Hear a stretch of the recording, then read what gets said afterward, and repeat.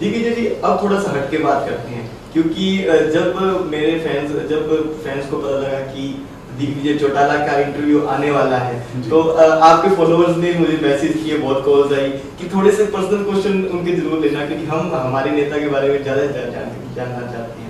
तो सबसे पहले तो मैं आपसे सवाल ये पूछूंगा कि बचपन में जैसा कि हमारा सपना होता है, हम सोचते हैं कि डॉक्टर बनेंगे, इंजीनियर बनेंगे, पायलट बनेंगे, ऐसा कुछ, तो आपका कोई सपना था? मेरा बिल्कुल सपना था। और या राजनीति में ही आना? नहीं, राजनीति में आना, पॉलिटिक्स तो बाय चांस है, और पॉलिटिक्स बाय चांस सुनने में थोड़ा सा कठोर लगे, वो सच्चाई है। मैं सदैव एक स्पोर्ट्समैन बनना चाहता था, और मैंने बहुत क्रिकेट में स्ट्रगल भी किया, हरियाणा के लिए भी खेला हूँ, और मगर वही जहाँ आपकी डेस्टिनी ले जाए शायद आपको वहीं जाना पड़ता है। मगर अल्टीमेटली मैं ये समझता हूँ कि चौधरी देवीलाल जी ने जो इतनी बड़ी विरासत खड़ी की है, जो इतना बड़ा लोकदल खड़ा किया है, कहीं ना कहीं एज एन इंडिविजुअल आज अपनी इस मैच्योर स्टेज में आकर मुझे ये समझ में आता है कि मुझे भी जिस व्यक्ति ने इस देश के लिए इतना कंट्रीब्यूट किया, जितना सम्मान चौधरी देवीलाल जी को मिलना चाहिए था, मैं समझता हूँ कि उतना उनको नहीं मिला। और मैं ये समझता हूँ कि जो सपने उन्होंने देखे थे शायद वो अभी भी अधूरे हैं। तो मुझे लगता है कि इफ नॉट मी देन हूँ, अगर मैं नहीं करूँगा तो फिर कौन करेगा। मुझे लगता है शायद आपको भी यही सोचना चाहिए, और हरियाणा प्रदेश के और खास तौर से हमारे इस इलाके के लोगों को, प्रत्येक नौजवान के मन में यही होना चाहिए कि चौधरी देवीलाल जी के प्रत्येक अधूरे सपने को हम लोगों ने पूरा करना है। राजनीति में सिर्फ इसलिए नहीं कि मैं कोई MP MLA बन जाऊँ या फिर मैं कोई एक पद प्राप्त करूँ, मगर मैं तो सिर्फ ये सोचता हूँ कि चौधरी देवीलाल जी के वो अधूरे सपने पूरे हो जाएँ। मेरे हिसाब से हमारा मिशन पूरा हो जाएगा। तो बनना तो मैं क्रिकेटर चाहता था, मगर अब कांग्रेस पार्टी के लोग शायद हमें क्रिकेट में नहीं, हमें राजनीति में देखना पसंद करते हैं। दादा और पिताजी के जेल जाने के बाद मैं ये समझता हूँ कि अब यही परमानेंट प्रोफेशन बन चुका है। अब वो थोड़े दिनों में बाहर भी आ जाएंगे, तो भी मुझे लगता है कि अब इससे पीछा छूटने वाला नहीं है। और मैं ये समझता हूँ कि ये अब जब मैं इसमें आ गया हूँ तो मुझे मेरा इंटरेस्ट भी है। अब मुझे लगता है कि शायद मैं ज़्यादा अच्छा काम करूँ, पार्टी के लिए और ज़्यादा काम करूँ, और दिन प्रतिदिन जब मैं काम में होता हूँ तो मुझे ऐसा लगता है कि मैं थोड़ा और कम कर रहा हूँ और ज़्यादा करूँ। तो मुझे और दिस शोज योर इंटरेस्ट, यही लगता है कि कहीं ना कहीं आपका इंटरेस्ट है, तभी आप डेडिकेशन से काम कर रहे हैं। तो क्रिकेटर की जो बात की जाए तो हमने देखा है कि सिरसा में नेशनल इंटरनेशनल लेवल पे आपने यहाँ पे क्रिकेट नहीं, अभी देखा नहीं आपने। मैं तो चाहूँगा कि एक ऐसा समय आए जो कि अभी आना बाकी है, और मैं आप लोगों से चाहूँगा कि उसकी दुआएं करें, परमात्मा करे कि ऐसा समय आए कि हम सिरसा के अंदर हाईएस्ट लेवल ऑफ क्रिकेट, ये तो चलो ठीक है, चौधरी देवीलाल जी के नाम पर क्रिकेट की अपडेवलपमेंट के लिए इस रूरल एरिया में जितना मैं कंट्रीब्यूट कर सकता था उस स्टेज पर मैंने करने का प्रयास किया। मैंने लीग्स कराने का काम किया, जो मैं कर सकता था मैंने करने का प्रयास किया। मगर मैं ये समझता हूँ कि ये अभी भी हम उस स्टेज पर नहीं पहुँचे। Highest level of cricket, international matches, चाहे वो टेस्ट मैच हो, वनडे हो, T20 हो, मैं चाहता हूँ कि मैं भी, आप भी और श्रोतागण भी जो आज इस मेरी बात को सुन रहे होंगे, वो सिरसा में रहकर बैठकर देखना चाहते हैं, और उसके लिए चाहे हमें कितनी भी मेहनत करनी पड़े हम करेंगे। और एक दिन ऐसा होगा जब वो असली। आपकी क्या क्या हॉबीज? नहीं, मेरी तो हॉबीज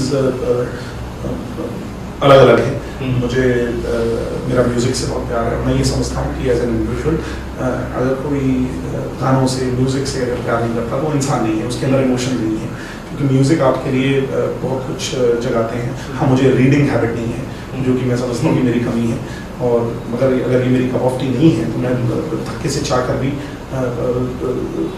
रीडिंग हैबिट्स को, और मैं समझता हूँ कि राजनेता के लिए तो रीडिंग हैबिट्स बहुत ज़रूरी है। मगर मैं प्रैक्टिकली जानना चाहता हूँ, जैसे चौटाला साहब से मैं एक बात बहुत सीखा हूँ कि एजुकेशन से ज़्यादा अगर प्रैक्टिकली इस दुनिया को समझने का प्रयास करो तो ज़्यादा बेहतर समझ आएगी और ज़्यादा नॉलेज होगी। तो इसलिए ट्रैवलिंग आई बिलीव कि वन ऑफ देम, मैं ज़्यादा घूमकर इस देश में भी और विदेशों में भी घूमकर जानना चाहता हूँ कि ये दुनिया कैसी है। जब मैं खुद अपनी आंखों से देखूंगा और मैं समझता हूँ कि मैं ज़्यादा बेहतर समझ पाऊँगा। इसके अलावा जब थोड़ा बहुत समय मिलता है तो दोबारा क्रिकेट की फील्ड में जाकर कुछ खेलने का मन करता है, मगर अब मैं अपने आप को उतना फिट और उतना लाइव में क्रिकेट नहीं पाता। मगर उसके अलावा कभी कभी समय मूवीज़ का मिलता है, मूवी देखने चले जाते हैं। और इसके अलावा जब खुद गाड़ी चलाने का मौका मिलता है तो मैं ड्राइविंग सीट पे बैठना पसंद करता हूँ। तो हॉबीज़ तो बहुत कुछ हैं, अलग अलग चीज़ें एक्सपेरिमेंट करते रहते हैं, और जिससे हॉबीज़ होती हैं सेल्फ प्लेजर के लिए, और जब तक खुद को आनंद मिले और खुद को खुशी मिले, ये हॉबीज़ में तो आई थिंक ये इनोवेटिव होना चाहिए, आदमी को बदलते रहना चाहिए। जी, तो अब एक और सवाल मैं आपसे पूछना चाहूँगा, टाइम की बात करते हैं जी। टाइम तो आपको मुझे पता है बहुत ही बिजी शेड्यूल रहता होगा, फिर भी पूछना चाहूँगा कि अगर जब भी आपको फ्री टाइम मिलता है कैसे स्पेंड करना पसंद है? मैं ज़्यादातर घर में रहना पसंद करता हूँ, बिकॉज ये एक राजनीति एक ऐसी हॉबी है जो आप मीडिया के लोगों को या फिर दूर बैठ करके टेलीविजन पर या जो हमारे क्रिटिक्स हैं जो शायद राजनेताओं को इतना पसंद नहीं करते, बड़ा इजीली कह देंगे इनका बड़ा कुछ काम नहीं है, कुछ नहीं करते, ये तो भाषण दे लेंगे, वोट ले लेंगे और फिर पता नहीं क्या बन जाएगी।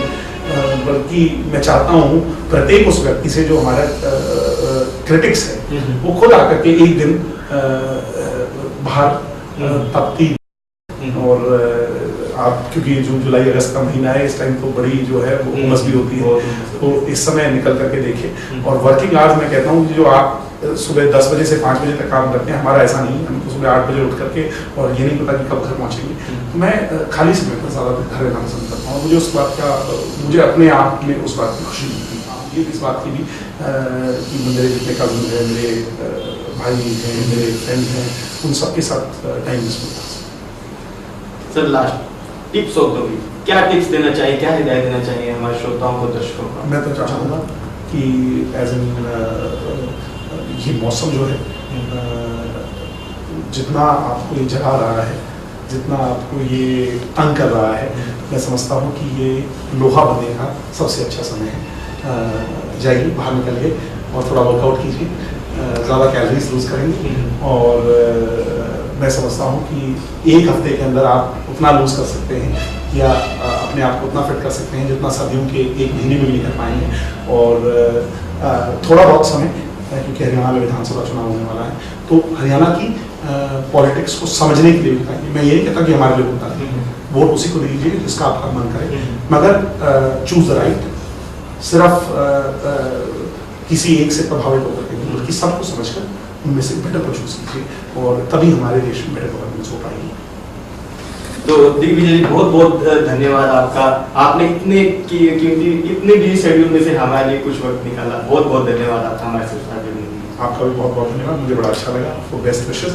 तो मैं चाहूँगा कि हमारे सिरसा में जो आप लोगों ने रेडियो स्थापित किया, ये नई ऊंचाइयाँ छुए, और मुझे तो ये सुनकर के बड़ी खुशी हो रही है कि आप लोग इतना अच्छा रेडियो चला रहे हैं, और मेरी तो सदैव शुभकामनाएं, और जब भी मेरा कोई सहयोग आप लोगों को चाहिए, मैं सदैव तत्पर आपकी।